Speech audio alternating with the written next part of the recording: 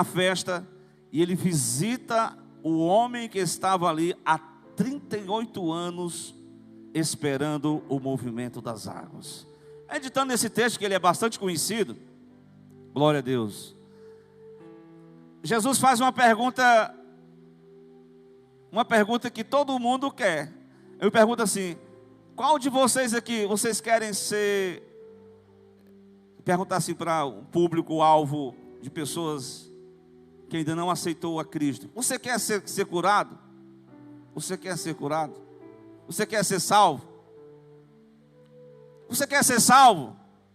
Todo mundo quer, não quer não? Mas note, a questão desse paralítico que estava ali, deitado numa cama, esperando o movimento das águas, Jesus perguntou para ele: você quer ser salvo? Porque essa pergunta, ela tem algumas implicações do ponto de vista de hoje. Uma pessoa que tem um problema de saúde e por conta desse problema ela recebe um benefício. E alguém diz assim: você quer ser salvo, curado? Eu disse: eu não quero não, que eu vou perder meu benefício. Não é não? Você quer o benefício ou você quer ser salvo? Você quer ser curado? É uma pergunta que Jesus faz, que exige de cada um de nós uma reflexão. Porque se nós perguntarmos ao homem pecador: você quer ser salvo na pessoa de Cristo? Ele diz: eu até quero, mas tem muita coisa que eu tenho que deixar. Glória a Deus. Eu até quero, tenho até vontade, mas tem umas coisas aí que eu tenho que reparar na minha vida. Então você quer ficar são, você quer ficar curado? É a pergunta que Jesus faz para aquele homem. Então note a resposta do homem. Irmão, versículo 7, ele vai responder: eu não tenho homem algum, não tem ninguém que me ajude. Aqui nós vamos ver que este homem, ele se sente desprezado, abandonado, solitário. Estava como que nem a família veio para ali ajudar. Irmã, nem a família ajudou. Parece aquele pessoal que ali da praça ali do... não vou dizer nem qual é a praça, que é tanta praça, mas ali na Tristão Gonçalves, Praça do Ferreira e outras mais, é tanta gente assim, até profissionais, que enveredaram no caminho do vício, ou quem sabe da bebedice, e abandonou a sua casa, a família, abandonou, a família nem vai olhar mais, ele vive à deriva de uma oportunidade, de alguém que lhe ajude, de um grupo social que venha trazer um sopão quente, uma comida, e ele vive assim, nessa dependência. Glória a Deus. Então a pergunta de Jesus, ela exige daquela pessoa uma resposta. A pergunta: você quer ser curado? É porque o homem, lá dentro da sua alma, ele sentia o abandono dos pais, dos familiares, da mulher, dos irmãos. Ele sentia a solidão, ele sentia o desprezo das pessoas. Ele diz: não tem ninguém que me ajude a ir até o local para que eu seja curado. Glória a Deus. Essa é uma cura que Jesus quer fazer na vida do homem também. A cura física é importante, mas a cura, a restauração da alma. Porque muitas vezes a pessoa passa 38 anos com a alma chagada. Talvez foi alguma desavença familiar. Uma desavença familiar que levou aquela pessoa a abandonar o lar, abandonar a casa, abandonar a família e viver assim, esperando uma beneficência de alguém. E Jesus pergunta: queres ficar curado nesta hora? Ou seja, você quer receber a cura da sua alma, aleluia, que a sua alma possa receber o perdão de Deus, e que a sua alma também possa liberar perdão de Deus. Glória a Deus. Você quer ser curado hoje? É a pergunta que Jesus faz para aquele homem, irmãos. Glória a Deus.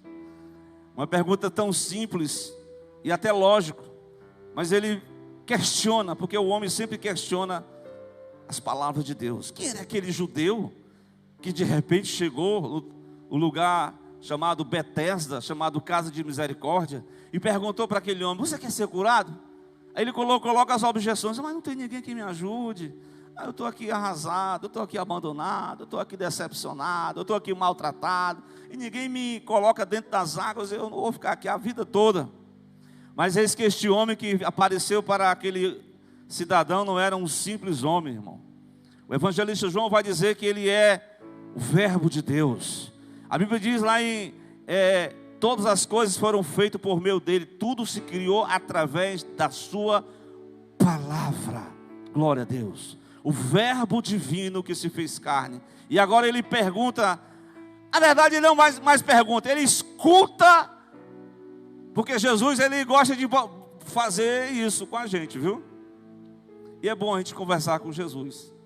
Quando você se sentir só, magoado, decepcionado, quando você sentir que a vida está indo para baixo, está na hora de você bater papo com Jesus e você dizer: olha, Senhor, aqui está a minha situação, aqui está o meu problema, aqui está a minha dor, aqui está a minha doença, aqui eu preciso de uma ação do Senhor, eu preciso de um milagre do Senhor. Meus irmãos, é só isso que Deus quer escutar de cada um de nós, amém? Glória a Deus, louvado seja Deus. Você quer ser curado, meu irmão? Quem é que não quer ser curado, irmão Edivaldo? Mas eis que o verbo de Deus, ele não faz mais nenhuma pergunta, Johnny, no versículo 8. Ele dá uma ordem agora. Ele dá uma ordem, irmã. Qual foi a ordem que ele deu? Leia o versículo 8. Toma o teu leito e anda. Meu irmão, essa ordem ela vai contra a própria debilidade humana. É uma ordem divina. E essa palavra de ordem aqui, ela serve até como uma palavra de avivamento, né? Um hino que as irmãs sempre cantavam, né? É hora de se preparar e ao Senhor buscar em constante oração. É hora de levantar as mãos santas sem ira e sem contenda. É hora de despertar, levantar e andar, porque não é aqui o nosso descanso. Glória a Deus. É hora de se mobilizar, é hora de unir as forças, é hora de se humilhar perante o Todo-Poderoso. Glória a Deus. Glória a Deus. Levanta, toma a tua cama e anda. A cama era um instrumento dele que ele usava ali para ficar deitado, para ficar ali acomodado. Ele se arrastava, era paralítico. Mas eis que a palavra de ordem chegou para dizer: levanta nesta hora, toma a tua cama, toma o teu leito e vai, e levanta e anda. Glória a Deus. Irmãos, tem algumas críticas, né, que eu já vi algumas pessoas, quando Deus quer fazer, Ele faz como Ele quer, né? Mas Jesus, Ele operou esse milagre visando uma demonstração pública de que Ele era o Emanuel de Deus, o Deus conosco, o Filho de Deus. Note, não foi algo assim que Jesus pegou, não, porque a pessoa passar 38 anos sem andar, irmã, lembrei agora, tem que fazer umas sessões, umas terapias, né, por exemplo, eu vi um testemunho, viu, de uma pessoa lá no Ministério Público, que ela disse que ficou entubada, depois da doença, né? Ela foi reaprender a colocar, a comer, fazer os movimentos do corpo, né? É um tratamento que a pessoa vai estimular, É você passar 38 anos parado, sem se movimentar. Mas a palavra de ordem, ela foi assim como uma poder de criação, um poder de restauração, um poder de renovação, um poder de criar do zero, do novo. Glória a Deus. Aquilo que estava como que enfraquecido se fortaleceu. Veja o texto. Logo aquele homem ficou são. Logo, ele foi imediato, foi na hora, ele toma a sua cama, ele partiu. Glória a Deus. E Jesus fez questão de fazer esse milagre no dia de sábado. Porque eu estava lendo lá em Números, Jeremias tem até uma referência aqui, Neemias 13:19, você pode ler depois, ou se o irmão colocar aí. Era proibido pela lei, essa questão de você, assim, cerimonialmente, levar um instrumento, repercutisse a questão de trabalho, braçal. E aquele homem estava como que levando aquela cama, mas já estava curado, já estava andando, não passou por nenhuma terapia, não passou por nenhuma sessão. A cura de Jesus é completa, irmãos, glória a Deus. Receba essa palavra de Deus para você nessa noite. Se alguma coisa está enfraquecendo o teu coração, se a tua alma está abatida nessa noite, glória a Deus. Se o teu coração está magoado, está desprezado, mas a palavra de ordem de Deus nessa noite, para mim, para a tua vida, levanta, glória a Deus. Não fica nessa comiseração, não fica nessa angústia. Levanta a tua voz ao Senhor, clama ao teu Deus, porque esse é o dia da restauração na tua vida, meu irmão. Glória a Deus. Meu irmão, Jesus dá duas palavras para aquele homem. Primeiro ele faz uma pergunta, segundo ele dá uma palavra de ordem. Grave bem. Passado esta palavra, o texto vai dizer que Jesus saiu do meio da multidão, porque depois que uma pessoa é curada, já viu como é que é, né? A fila que ia ser, né? Samuel? Ei, ora por mim, ora por mim. O objetivo de Jesus ali era exclusivamente. Tem coisa que é exclusiva de Deus. Não questione. Por que o fulano foi abençoado e eu não fui? Por que fulano foi curado e eu ainda não fui? Por que ele foi batizado e eu ainda não fui? Só digo uma coisa. Continue orando. Persevere orando. Fale com Jesus. Não questione os propósitos de Deus. O que Deus fez em fulano e ciclano, vai chegar o tempo de Deus na sua vida também, meu irmão. Amém? Fique esperando o Senhor. Não foi agora, mas vai chegar a sua vez. Glória a Deus. Pois bem, surge um questionamento por causa dessa questão do sábado. No versículo 10, os judeus falaram com aquele homem: é sábado, porque não é lícito levar a cama? Por que você está fazendo isso aí? Glória a Deus. A resposta daquele homem foi assim: olha, eu só cumpri uma ordem. Aquele que me curou, ele me disse: toma a tua cama e anda. Versículo 11. O questionamento veio dos religiosos, porque os religiosos, a cegueira espiritual do homem sem Deus, e até em nome da religião, ele não consegue enxergar a boa obra de Cristo no coração dos homens. Ele não consegue visualizar o que Deus está fazendo na vida do ser humano. Ele se apega a pequenos detalhes que a religiosidade, ela às vezes cega as pessoas. Glória a Deus. Ele não conseguiu enxergar que um homem de 38, quem é que não poderia conhecer aquele homem? Há 38 anos estava ali desprezado, abandonado, e ninguém nunca viu ele. Mas no dia em que meu irmão, a tua vida pode, glória a Deus, como a irmã até falou aqui, o cristão, no momento em que ele se levanta, que ele começa a andar, alguém vai sentir uma diferença. Não era mais aquele rapaz ali angustiado, atormentado, que estava ali como que embriagado na sua própria lamúria, na sua própria dor. Não, agora ele está andando. Glória, toma a sua cama e anda. E as pessoas questiona: quem é que pode mandar? Quem é que pode dar essa ordem? Quem é que pode quebrar o sábado?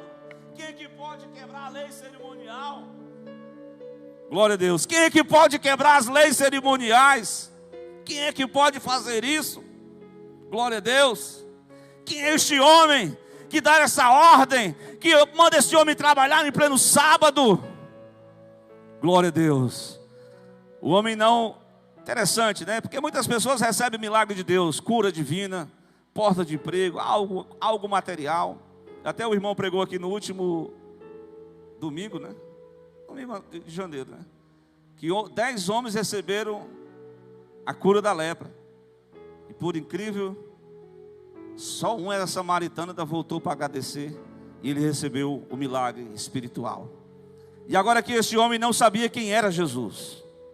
Você pode até receber algo de Deus, mas você tem que conhecer a Jesus na sua essência.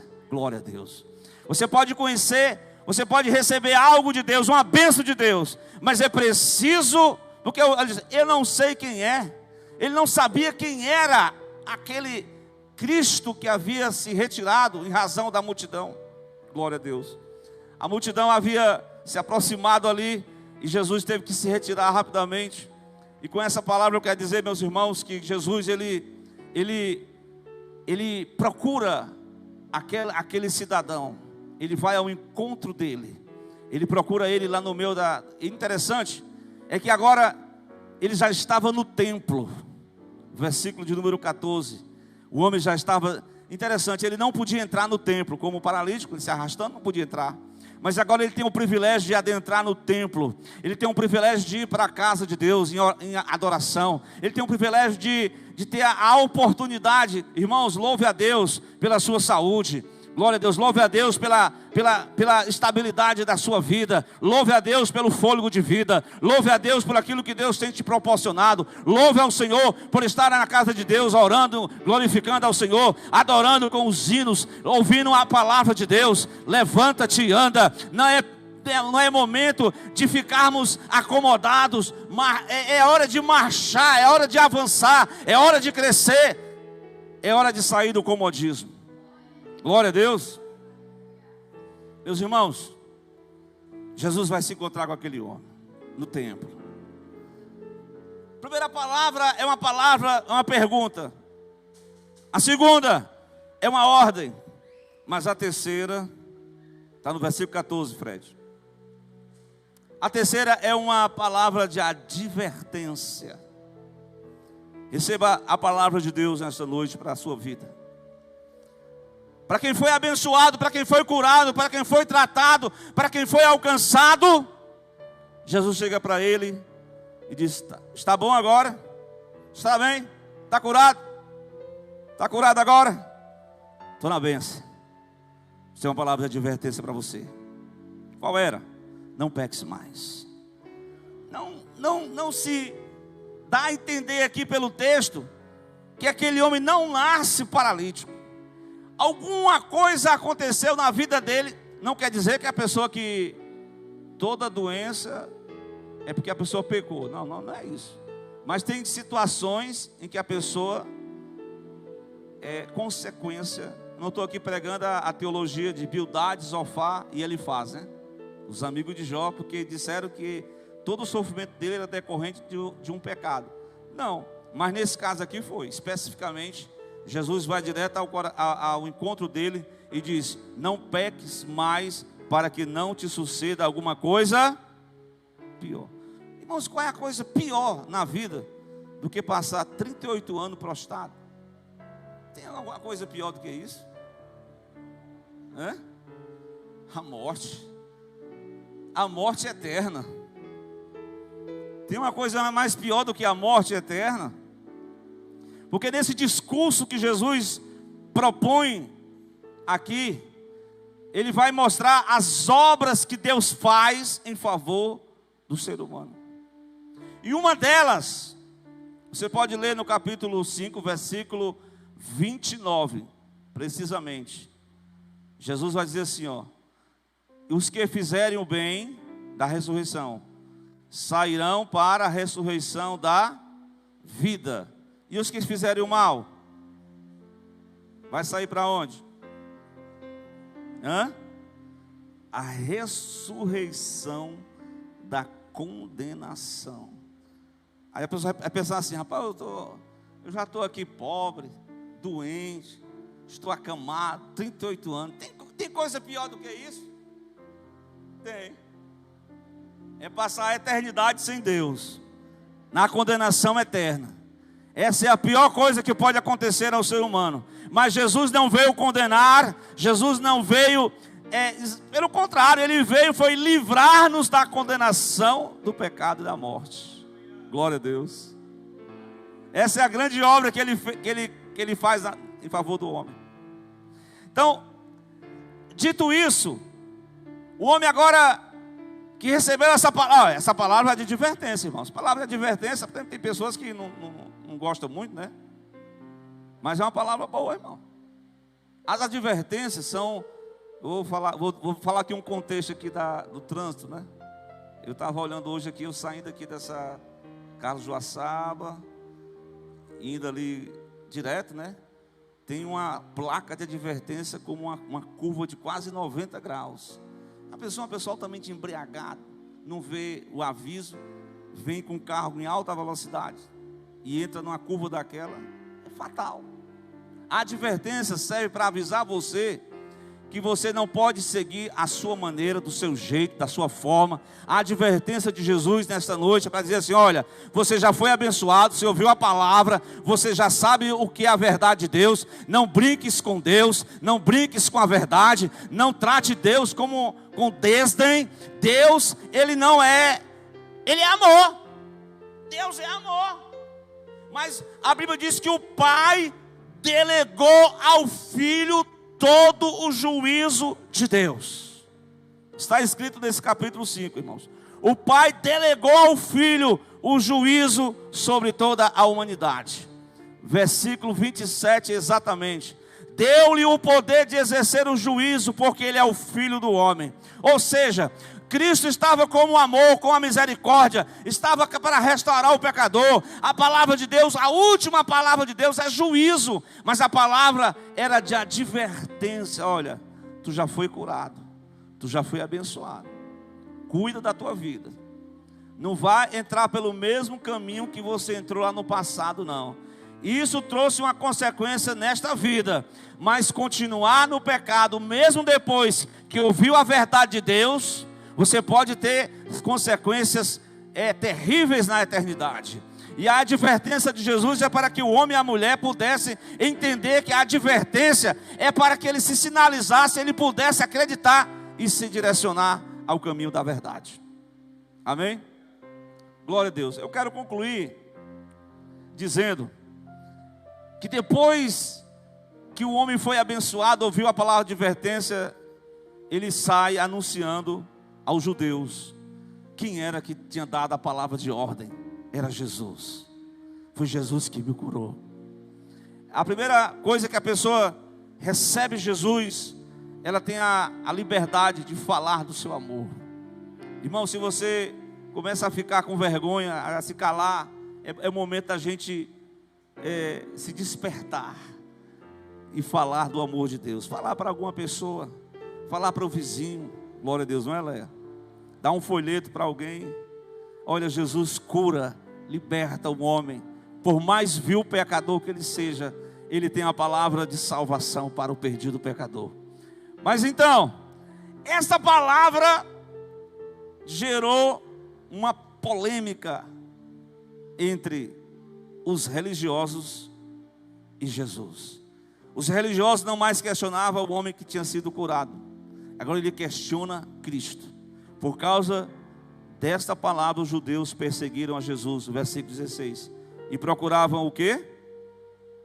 Somente matá-lo. Veja que por causa de uma obra no sábado, os judeus queriam matar Jesus, porque ele fazia aquelas obras. E a resposta dele qual foi? Glória a Deus. Porque é interessante, né? Essa questão do sábado. Eu sei que tem alguns irmãos, né? Eu já conheci alguns irmãos, né?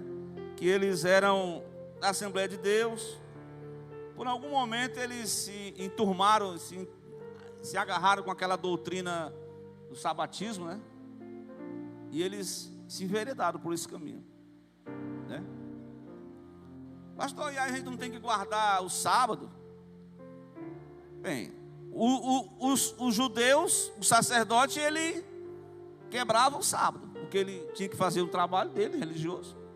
É mais uma questão de formalidade religiosa. Mas a essência é você guardar não somente o sábado, mas guarde a segunda também. Depois do domingo, guarde a segunda. Guarde a terça também. Se mantenha na presença de Deus na quarta. Venha para a quinta também. Venha para a sexta-feira com Jesus. Ande na presença de Deus no sábado. E no domingo também venha com o Senhor. Não seja só um dia, seja todos os dias da sua vida perante Deus. Os homens querem dedicar um mínimo para Deus. Deus quer todos os dias. É todos os dias, meus irmãos. Essa que é a verdade. Glória a Deus. Preste atenção. Jesus vai dar uma resposta que os judeus vão ficar intrigados. O versículo 17. Ele diz: meu pai trabalha até agora, e eu também trabalho. Ele está se identificando com o próprio pai, se identificando com Deus. Porque os judeus ainda mais procuravam matá-lo, porque não somente quebrantava o sábado, mas também dizia que Deus era o seu próprio pai, fazendo-se igual a Deus. Então, com essa palavra começou exatamente o propósito do milagre. O propósito do milagre não era algo sensacionalista. O propósito do milagre não era assim para chamar a atenção da popularidade de Jesus, como alguém famoso, importante, não. O propósito desse milagre é para demonstrar publicamente que Jesus Cristo faz as obras do Pai. Ele é o Filho de Deus. Ele veio salvar e buscar o que se havia perdido. Ele veio levantar os que estavam caídos no pecado. O pecado aleija o homem, deixa o homem arrasado, destruído. Mas Cristo veio libertar o homem do vil pecado. Glória a Deus. E também para nós, igreja do Senhor, a palavra de ordem para Jesus nesta noite: se você quer ser curado, esse é o momento de nós clamarmos ao nome do Senhor. Peça ao Senhor em qual área da sua vida que Ele possa trabalhar. Se tem uma área que está deficiente nessa noite, Deus pode entrar com a providência na sua vida. Deus pode curar a sua alma. Deus pode ministrar no seu coração nessa noite. Mas preste atenção, Ele dá a palavra. Espere a promessa de Deus. Espere o que Ele mostra para você. Glória a Deus. E realmente, quando Ele te abençoar, quando Ele te encorajar, não seja ingrato. Esse é o problema de muitos de nós, a ingratidão. Tão pouco tempo, os irmãos já estão abandonando, né? Eu até preguei isso em Êxodo 32, que depois de 40 dias o povo estava lá, esqueceu das beneficências de Deus, começou a reclamar do próprio Deus. Mas que nós possamos nesta noite, meus amados irmãos, como a palavra do Senhor nos foi outorgada nesta noite: levanta-te e anda. Vamos fazer uma oração em nome de Jesus? Vamos ficar de pé mais uma vez, né? Esse é o momento para a gente pensar na palavra do Senhor. Dizer: Senhor, se há em mim algum caminho mau, guia-me pelo teu caminho eterno. Glória a Deus. Sei que depois a irmã vai louvar a Deus, mas comece a orar ao Senhor. Se alguém está